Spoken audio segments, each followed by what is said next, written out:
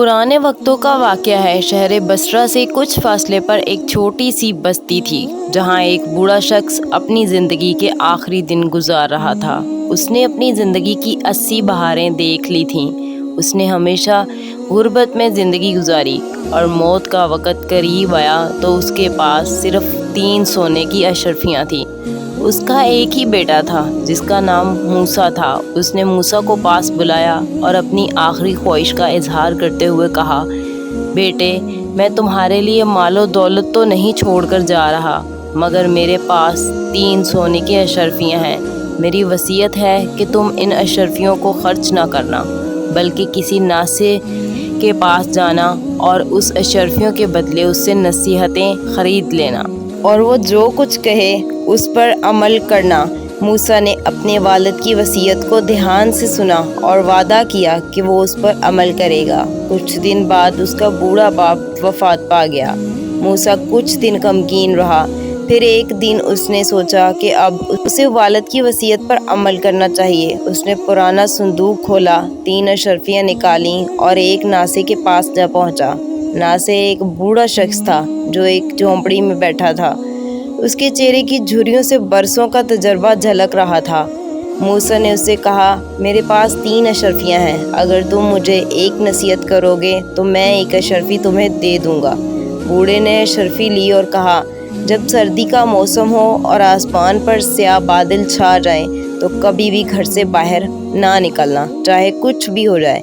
मूसा को ये बात आम सी लगी, मगर उसने दूसरी नसीहत मांगी और बाकी 2 अशरफियाँ दे दीं। बूढ़े ने कहा, जब भी कोई तोता, बकरी या कुत्ता बेचता हो तो देखो ना, फौरन खरीद लो, चाहे कितना ही महंगा क्यों ना हो, और उनका अच्छे से ख्याल रखो। फिर तीसरी और आखिरी नसीहत की, चाहे कुछ भी हो जाए, कभी किसी को अपना राज मत बताना और कभी किसी अजनबी औरत को अपने घर में दाखिल ना होने देना।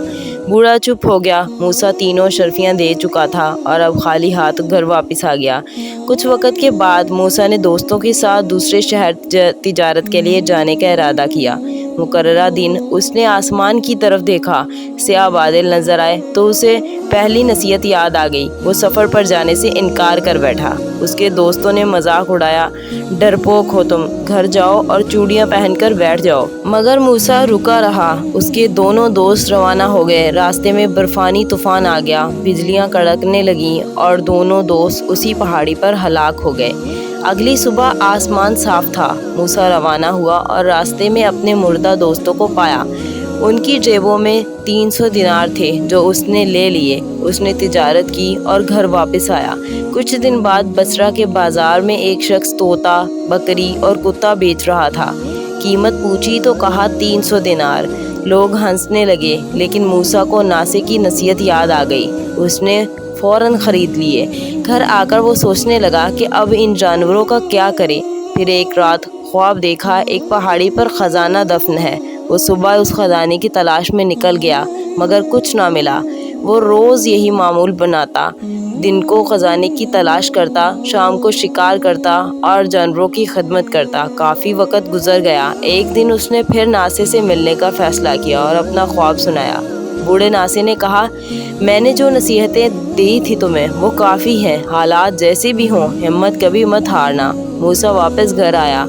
देखा तो तोता पिंजरा तोड़ कर उड़ चुका था और बकरी भी उसके पीछे निकल गई थी। सुबह मूसा अपने कुत्ते के साथ निकल पड़ा। कुत्ता रास्ता सूंघता हुआ एक पहाड़ी पर ले गया और एक झोंपड़ी के सामने रुक गया। वही झोंपड़ी जो मूसा ने ख्वाब में देखी थी। अंदर देखा तो तोता, बकरी और एक आदमी की लाश थी। साथ ही एक संदूक था, खजाने से भरा हुआ। मूसा खजाने का मालिक बन चुका था। वो घर आया, एक नया घर बनाया और फैसला किया कि अब शादी करनी चाहिए। उसने एक नेक दिल औरत से शादी कर ली और हंसी खुशी ज़िंदगी गुजारने लगा। मगर अब तीसरी नसीहत का इम्तिहान बाकी था। एक दिन उसकी बीवी ने पूछा, शादी से पहले तुम गरीब थे, आज अमीर हो, राज क्या है? शुरू में मूसा टालता रहा, मगर आखिर बीवी की मोहब्बत में आकर सब कुछ बता दिया। कुछ वक़्त बाद एक मक्कार बुढ़िया बस्ती में आई, जो एक चालाक चोरों की सरदार थी। उसने एक नेक औरत का रूप धारा और जब मूसा घर पर ना था, औरत बीवी के दरवाजे पर दस्तक दी। बीवी ने उसकी बातों पर यकीन किया और घर बुला लिया। وہ بار بار آنے لگی اور آخر راز اگلوا لیا۔ اس نے چوروں کو بلا لیا، خزانہ چرا کر لے گئی۔ کچھ دن بعد موسیٰ نے بیوی سے کہا اب باقی خزانے سے کاروبار شروع کرتے ہیں۔ جب وہ کمرے میں گیا تو خزانہ غائب تھا۔ موسیٰ نے بیوی سے پوچھا کوئی باہر کی عورت گھر آئی تھی؟ بیوی نے ڈرتے ڈرتے ساری کہانی سنا دی۔ موسیٰ کو تیسری نصیحت یاد آ گئی، کبھی کسی اجنبی عورت کو گھر نہ آنے دینا۔ اب اسے اپنی غلطی کا احساس ہوا، لیکن اسے ناصح کی آخری بات بھی یاد تھی، کبھی ہمت نہ ہارنا۔ موسیٰ نے نئے عزم کے ساتھ کام شروع کیا، محنت کی، نصیحتوں پر عمل کیا اور آخر کار بغداد کا مشہور تاجر بن گیا۔